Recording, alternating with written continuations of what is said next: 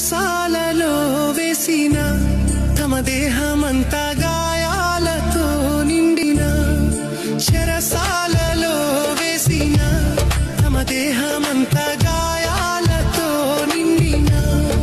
పాడి కీర్తించి పౌలు శీలాలు కొనియాడ పాడి కీర్తించి పౌలు శీలాలు కొనియాడ భూకంపం కలుగలేదా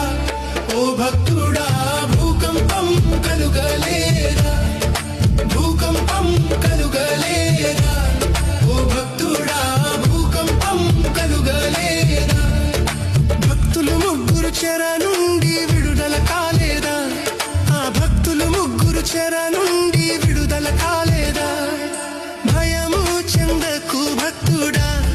ఈ మాయలోక ఛాయను చూచినప్పుడు